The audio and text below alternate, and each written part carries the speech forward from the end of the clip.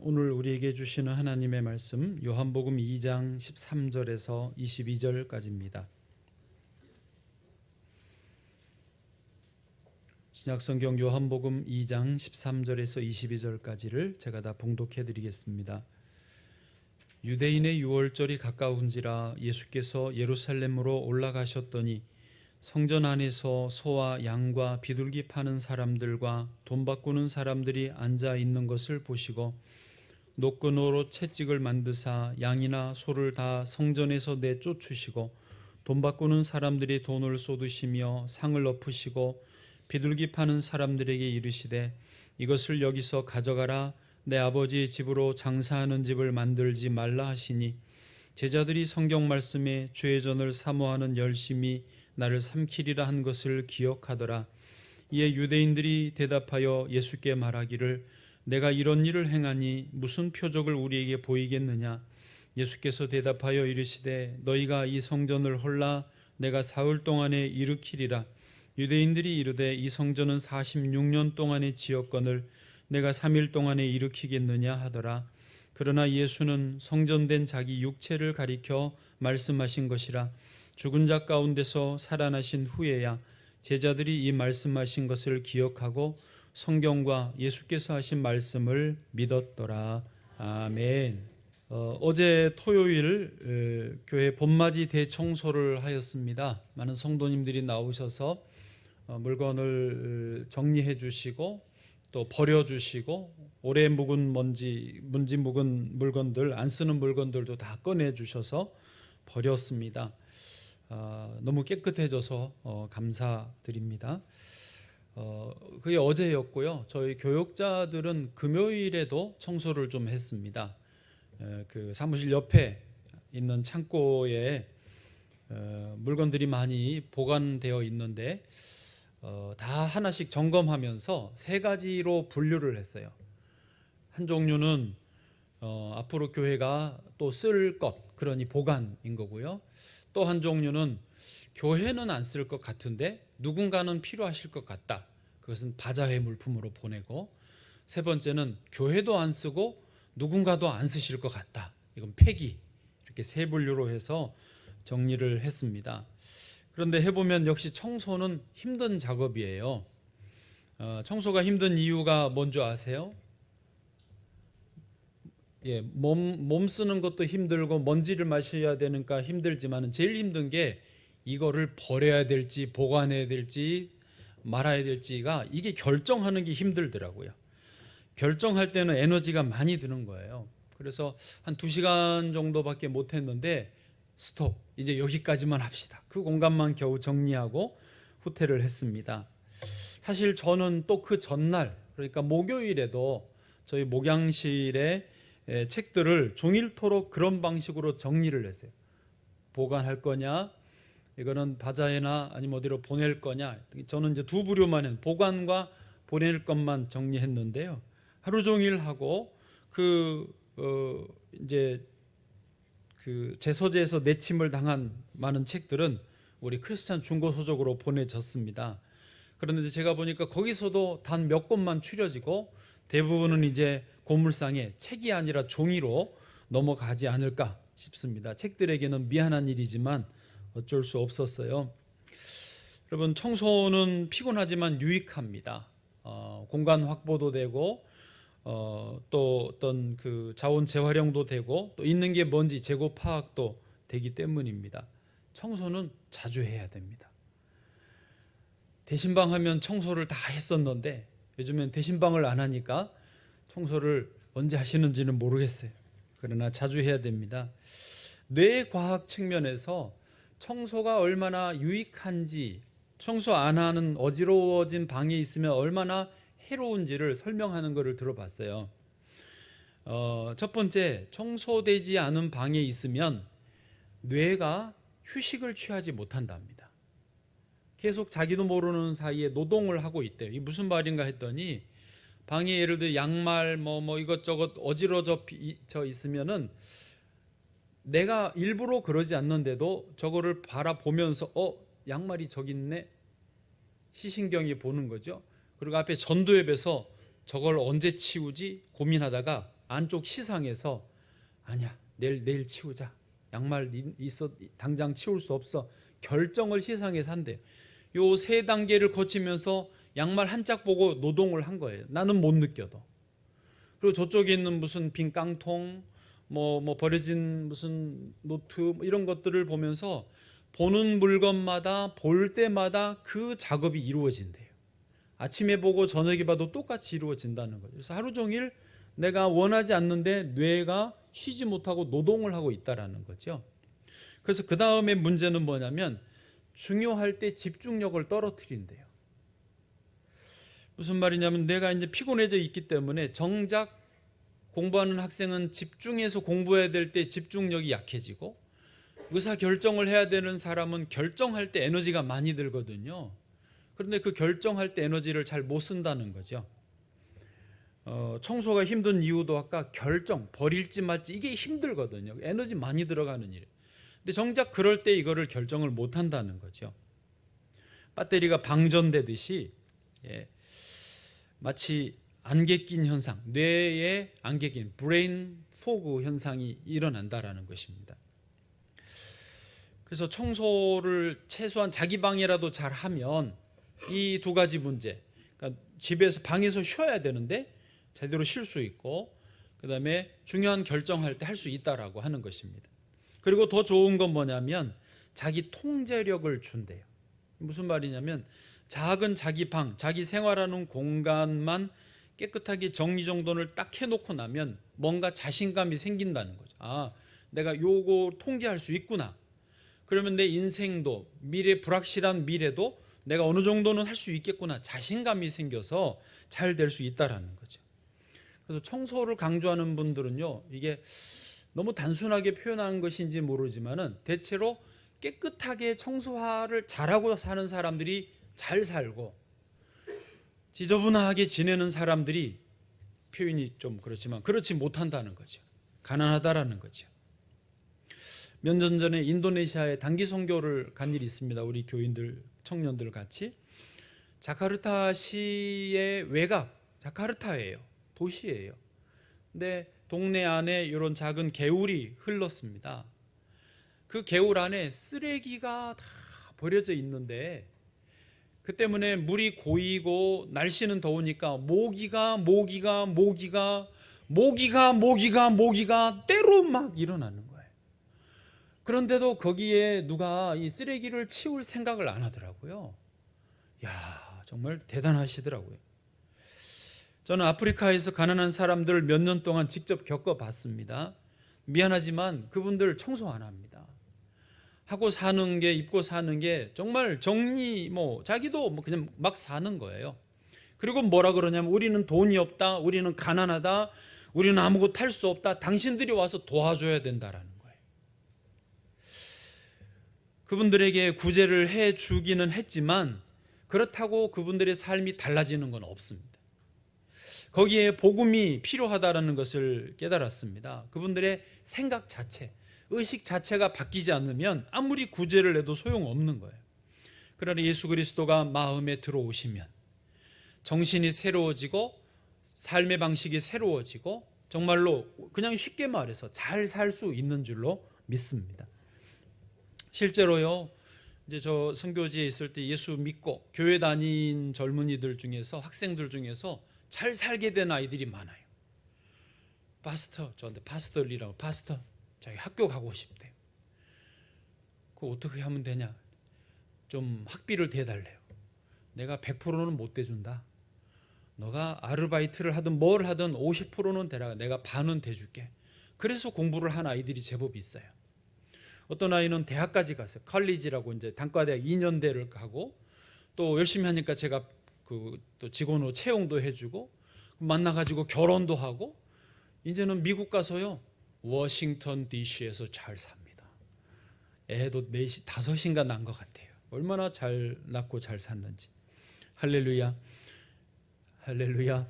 여러분, 예수 그리스도를 믿어야 그 마음이 새로워져야 잘 사는 줄로 믿습니다. 자, 오늘 본문은요, 예수님의 성전 정화 사건이에요. 설교 제목이 청소하는 그리스도인인데, 본문 내용을 간단하게 설명드려보면 이렇습니다. 6월절이 되어서 예수님이 갈릴리에서 예루살렘 성전을 방문하시게 되었습니다. 근데 방문해 보니까 성전 안에서 가축을 팔고 동전 바꾸는 환전상들이 아주 장사진을 이루는 거예요. 예수님이 화가 많이 나셨어요. 채찍을 만들어서 가축들은 다 밖으로 몰아내고 동전 환전판들은 다 뒤집어 엎으셨습니다.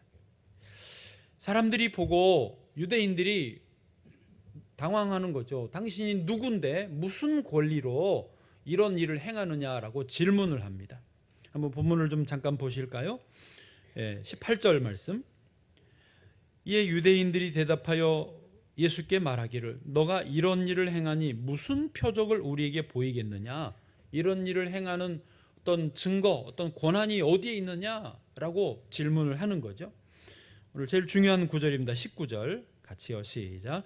예수께서 대답하여 이르시되 너희가 이 성전을 헐라 내가 사흘 동안에 일으키리라. 아멘. 여러분 이 구절이 이해되십니까? 오늘 이해되시기를 바랍니다. 자, 성전을 깨끗하게 청소를 하셨더니 증거가 뭐냐? 권한이 뭐냐? 그럴 때 예수님이 너희가 이 성전을 헐어라 내가 사흘 만에 다시 일으키겠다. 이게 무슨 의미냐? 유대인들은요 이 성전은 46년이나 건축을 한 건축물인데 어마어마한 건축물이거든요. 어떻게 사흘 만에 다시 세우느냐 당황하고 반문을 합니다.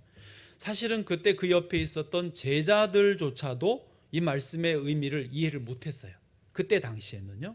나중에 이 사도 요한이 요한복음을 쓰면서 나중에 그거를 이해했다라고 썼어요. 21절 22절 보면 이렇습니다.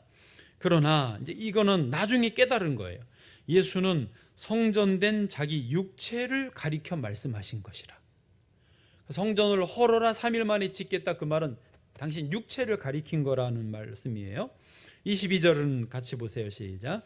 죽은 자 가운데서 살아나신 후에야 제자들이 이 말씀하신 것을 기억하고 성경과 예수께서 하신 말씀을 믿었더라. 아멘.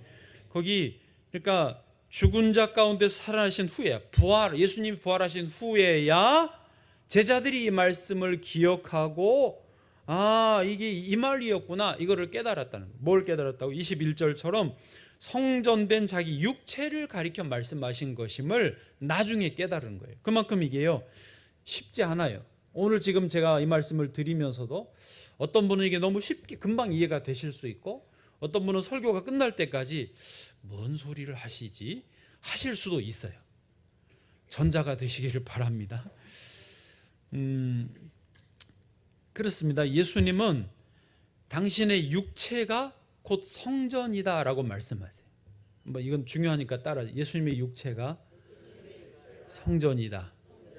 예수님이 성전이다. 이거를 기억하시면 좋겠어요. 자, 어떻게 예수님이 성전이 되실 수 있는가? 잠깐만 설명드립니다. 여러분 일단 성전이 뭔지를 한번 생각해 보시면 이해가 쉬우실 것 같아요. 성전이 뭐죠? 그리스도의 몸. 지금 그걸 설명하려고 그러는데 그리스도의 몸인데 그게 구체적으로 어떻게 되느냐? 자, 구약 성경에서 성전이란 뭐 하는 곳이었습니까? 네, 하나님의 임재하시는 장소고 하나님께 예배드리고 기도드리는 거룩한 공간이었어요. 그게 성전이잖아요. 맞아요? 네. 그래서 모세에게 하나님이 성막을 만들라고 하셨습니다. 성막의 구조 아시죠? 성전 뜰이 있고 성막 뜰이 있고 성소가 있고 맨 안쪽에 지성소가 있습니다. 지성소에는 뭐가 있습니까?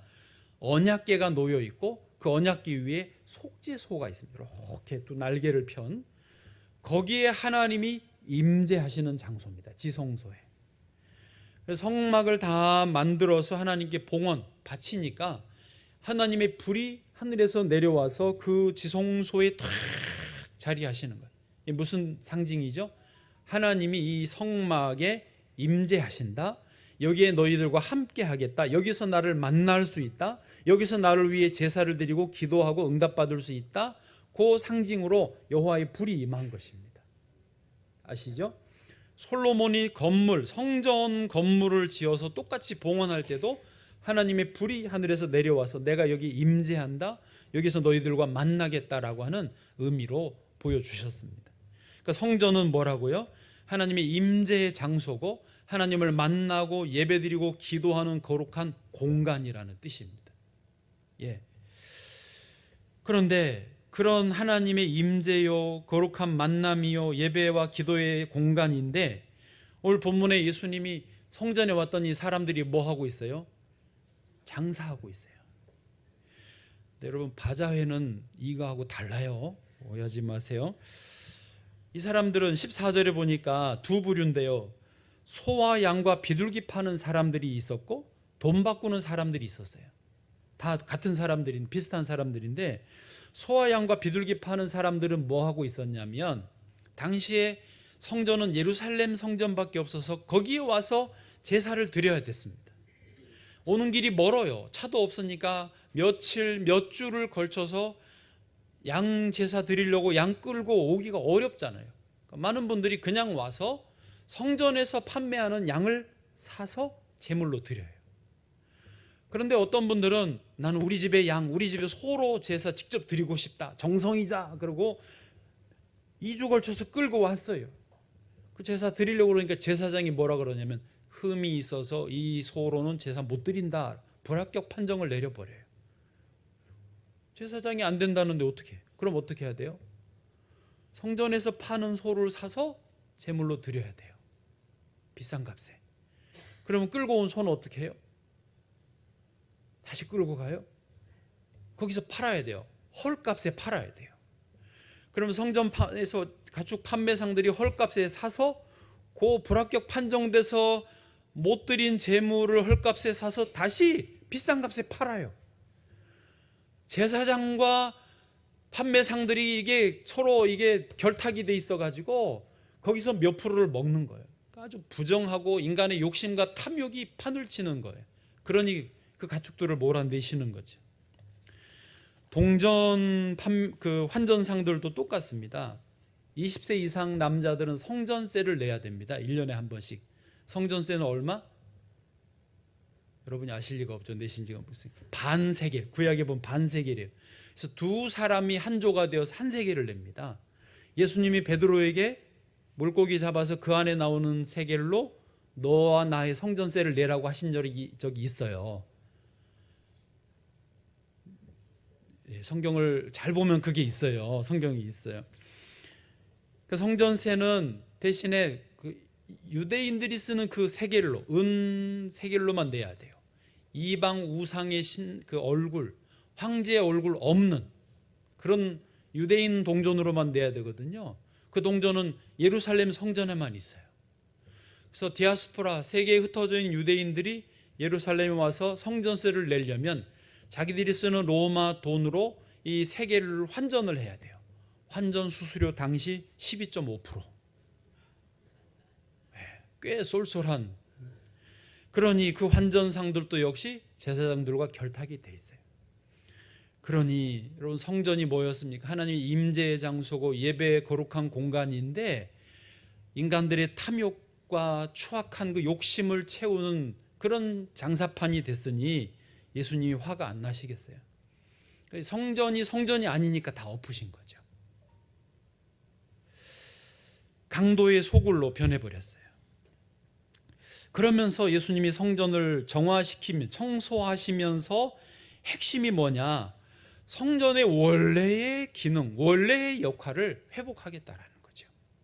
그래서 여기서 이제 좀 어려워지실 수 있는데, 그 예루살렘 성전을 청소해서 그 공간을 다시 성전으로 쓰시겠다가 아니고, 헷갈리지 마세요. 그 특정한 장소, 특정한 공간으로 성전이 되는 시대를 이제는 끝내고 예수님이 성전이 되는 시대가 오게 하겠다라는 거죠. 예수님이 인간들의 이 모든 탐욕과 욕심으로 물든 죄를 대신 짊어지고 십자가에서 돌아가시고, 예수님이 3일 만에 다시 부활하심으로 영원한 의, 영원한 거룩함을 회복하게 해주시는 거죠. 예수님 안에서 십자가와 부활이 이루어졌기 때문에 이제 예수님 안에 있으면 그 사람은 성전 안에 있는 거예요. 이해되셨어요? 그럼 요한복음 4장 21절을 보세요. 이해되실 거예요. 시작. 예수께서 이르시되 여자여 내 말을 믿으라. 이 산에서도 말고 예루살렘에서도 말고 너희가 아버지께 예배할 때가 이르리라. 아멘. 어떤 여집사님이 저한테 이 구절을 질문하셨어요. 그래서 설명을 해줬더니 저를 보세요. 이해되면 다시 올게요. 그러고 가셨어요. 네. 여러분 지금 이해되실 거예요. 여자여 내 말을 들으라. 사마리아 여인에게 주님 하셨습니다. 예배는 이제 이 산에서도 말고 저 산에서도 말고 특정한 장소, 특정한 공간이 아니라 너희가 아버지께 예배할 뭐가 이르리라? 때가 이르리라. 그 때가 언제냐? 예수님이 내게 들어오실 때예요. 할렐루야. 예수님은 지금 성전을 청소하시면서 내 아버지의 집은 만민이 기도하는 집이다 말씀하시고, 만민이 기도하는 그런 예배 초소, 성전이 되어야 된다, 그 운동을 하시는 것입니다. 저 여러분에게 예수님이 함께 계시는 줄로 믿습니다. 지금 예수님이 이곳에 계시고 우리의 이 예배를 받으십니다. 만약에 예수께서 여기 안 계시면 우리 애는 엉뚱한 짓 하는 거예요. 그러나 주님이 여기 계심으로 예배를 받으시는 거죠. 여러분이 또한 여기만 아니라 꼭 이 특정 공간이 아니라 어디에 계시든지 주님이 함께 계시면 거기가 예배의 처소인 것입니다. 자, 그러면 이제 적용을 해보시죠. 우리가 이 거룩한 공간이신 예수님, 내게 수시로 거룩한 예배 처소를 허락해 주신 예수님이 날마다 나와 함께 하시는가? 우리가 그 거룩한 공간을 잘 활용하고 참여하고 있는가 하는 것입니다. 우리는 이 땅에 살면서 의외로 이 세상에 욕심이 너무 많아요. 그 성전에서 장사하는 사람들, 환전하는 사람들처럼 우리도 세상에서 성공하기를 원하고 세상에서 내 어떤 세상 욕망을 채우기를 원하는 게 너무너무 우리에게 집요하게 우리를 얽어매고 있습니다. 그래서 예수님이 내 안에 온전히 성전 되시고 주인 되시지를 못하는 거예요. 그러려면 어떻게 해야 됩니까? 이때 필요한 것이 청소입니다. 영적인 차원에서 청소는 회개로 보시면 됩니다.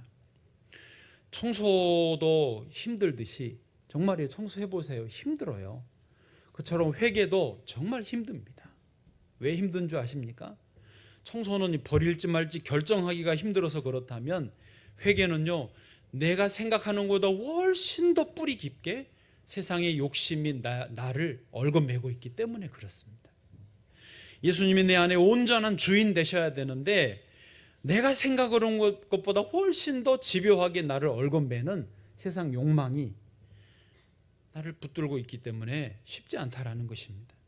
그럼에도 불구하고 청소해야 됩니다. 세 단계로 나누어서 말씀드려보면, 첫 번째, 먼저 할 일이 뭐냐? 잘 버리는 거예요. 따라해보세요. 잘 버리자. 잘 버리자. 그 일본이 정리하는데 좀 특화돼 있잖아요. 일본 문화가요. 그 베스트셀러가 되신 여자분이신데 자기의 직업은 청소를 컨설팅해 주는 거예요.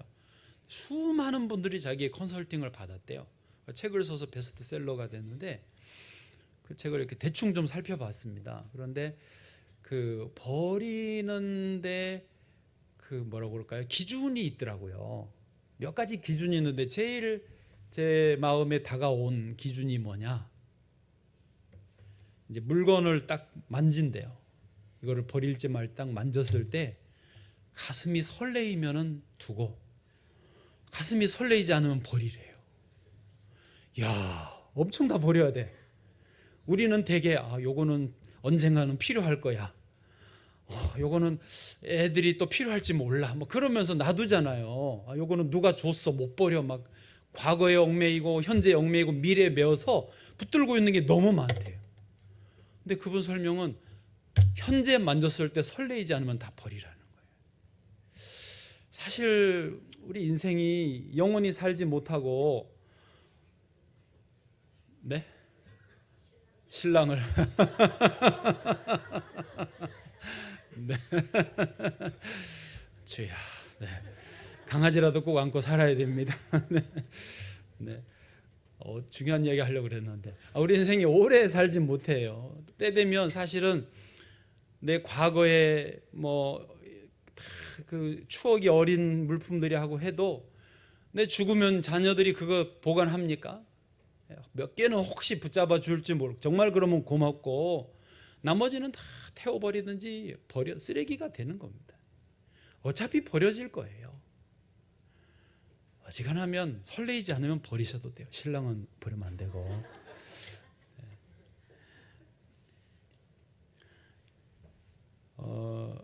제가 지난 한 주간을 사실 청소 다 버리는 걸로 한 주간을 보냈는데 너무 좋습니다. 버려야 새로운 것들이 들어오고, 버리지 않으면 나를 계속 마이너스로 붙들고 있기 때문에 나를 뒤에서 잡아당기는 거예요. 성경에서도 새로운 사람 되려면 버리라고 분명히 말씀하십니다. 에베소서 4장 22절입니다. 너희는 유혹의 욕심을 따라 썩어져가는 구습을 따르는 옛사람을 벗어버리고, 옛사람은 벗어버려야 23절 오직 너희의 심령이 새롭게 된다. 같은 맥락으로 골로새 3장 9절 너희가 서로 거짓말을 하지 말라 옛사람과 그 행위를 벗어버리고 10절 새 사람을 입었으니 이는 자기를 창조하신 이의 형상을 따라, 하나님 원래 형상을 따라 회복되려면요 옛사람의 행위를 벗어야 된다라고 말씀하시는 것입니다. 여러분 버리세요. 오직 하나만 버리세요. 정말로 버려보니까 제가 한 주간 많이 버렸거든요. 정말 좋습니다. 두 번째 단계는 뭐냐? 예수님으로 자신을 채워야 됩니다. 청소 시작이라는 책이 제 서재에 있어요. 제 아내도 전에 읽어서 저한테 추천도 해줬는데, 이거 일본의 스님이 쓴 책입니다. 마츠모토 게이츠케라고 하는 이제 일본 불교계를 이끌어갈 차세대 주자라고 합니다. 유학도 했고, 그 일본 그 불교가 대중들에게 보급되는 그런 생각을 참 참신하게 하는 분이에요. 책도 재밌게 썼어요. 스님이 썼는데 목사가 재밌게 읽었어요. 거기서 제가 한 두 가지 배운 게 있는데, 예를 들면 하나는 절에서 스님들이 생활할 때 하루에 시간의 3분의 1은 청소하는 데 쓴대요. 우리 그렇게 안 살잖아요. 근데 3분의 1을 청소하는 데 쓴대요. 대단하더라고요. 또 한 가지는 뭐냐면 삼묵도량이라는 말이었어요. 삼묵도량. 세 곳에서는 침묵하면서 자기를 수양한다, 그런 의미인데, 이 세 곳이 어디냐면 다 물이 있는 곳이에요. 주방, 요리하고 물 쓰는 주방, 설거지까지 하는 주방이고, 또 하나는 목욕탕. 그 일본은 탕 문화가 있잖아요. 그래서 목욕할 때 침묵하는. 그다음에 화장실. 요 세 곳에서는 삼묵, 침묵하면서 자기를 수양하는. 그래서 말하는 게 금지돼 있고, 자기를 성찰하고 자기 욕심 이런 거를 비워내는 작업을 한다라는 게 삼묵도량이더라고요. 그런데 그 책을 이렇게 보면서 불교를 다시 이해하게 됐어요. 불교는 핵심이 뭐냐면 비우는 거예요. 네, 불교가 그게 최대 약점인데, 비우기만 하니까 불교가 있는 나라는 귀신이 많아요. 일본의 귀신 몇 마리? 300만 마리. 400마리라고 누가 그랬어요? 300만이에요. 말이라고 하는 게 맞을 거예요. 그렇죠? 그 책에도 그 신 이야기가 계속 나와요. 비우는데 아까 말한 그 부엌에서 설거지하면서 침묵하며 자기를 비운다, 이런 설명을 쓰면서 부엌에서 깨달은 신 이야기를 거기 써놨어요. 목욕탕에서 비우면서 비운 그 깨달은 신 이야기를 써놨어요. 그렇게 비웠는데 생겨난 신들이 300만이에요. 우리 기독교는 그게 결정적으로 달라요. 우리는 비우지만 예수님으로 채워야 돼요. 예수님도 그 말씀하셨잖아요. 한 귀신 들린 사람이 그 귀신을 쫓아내고 집을 소지했더니 어떻게 됐다? 더 악한 귀신 7이 들어왔다. 눈으로 보세요. 누가복음 11장 26절. 시작. 이에 가서 저보다 더 악한 귀신 7을 데리고 들어가서 거하니 그 사람의 나중 형편이 전보다 더 심하게 되느니라. 아멘. 우리는요, 비우는 것을 꼭 해야 되지만 그 다음에는 반드시 예수님으로 채워져야 됩니다. 지금 이곳에도 우리 주 예수님이 함께 하시는 줄 믿습니다. 집안을 깨끗이 청소하신 다음에 그냥 두시면 안 돼요. 말씀도 써붙여 놓고 십자가도 잘 보이는 곳에 놓고 찬양을 틀고 예수님이 내 안에 계시는 것을 눈에 보이게 직접 하시는 것이 참 좋습니다.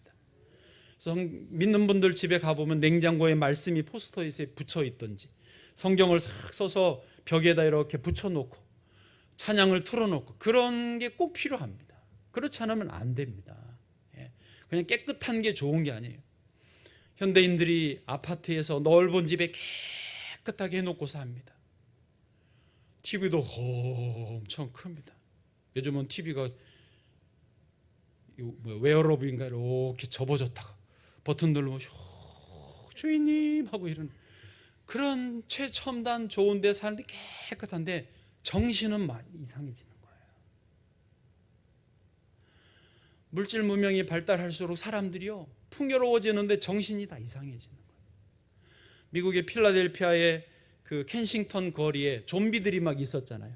아시죠? 마약 중독돼서 가지도 못하고 오지도 못하고 쓰러지지도 않은 묘하게 중심 잡는데 좀비처럼 계속 이렇게 있어요.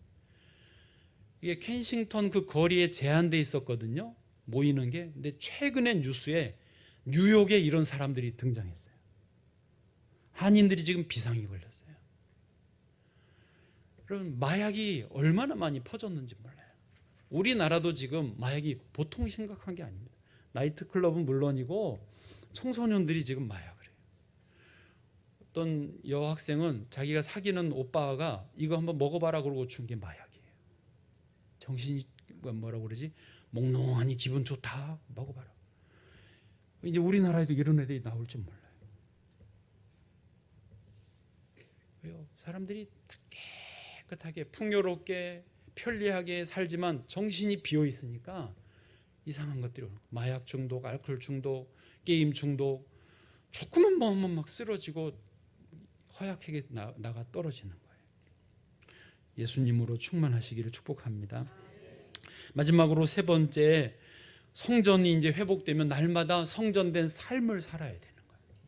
여러분, 성전이 뭐라고요? 하나님의 임재의 장소고 하나님 거룩하신 하나님을 만나고 예배하고 기도하는 처소가 거룩한 공간이 성전이라고 그랬지 않습니까? 예수님이 이제 내 안에 오셨으니까 날마다 성전된 삶을 살아야 되는 거예요. 늘 감사하고 찬양하고. 저 요즘에 콧노래로 찬양을 부르는데 되게 기분 좋아요. 저희 집은 조용한 편이에요. 떠드는 사람이 없어요. 저 혼자 찬양을 불러. 얼마나 기분 좋은데요. 여러분, 찬양을 부르세요. 하나님 말씀을 읊조리세요. 감사를 표현하시고. 그러면 성전된 삶, 나를 통하여서 주변 사람들이 위로를 받고 그 영적인 파동이 전달이 되어지는 것이죠. 그게 우리의 할 일 아니겠습니까? 주님이 저 여러분에게 함께 하시는 줄로 믿습니다.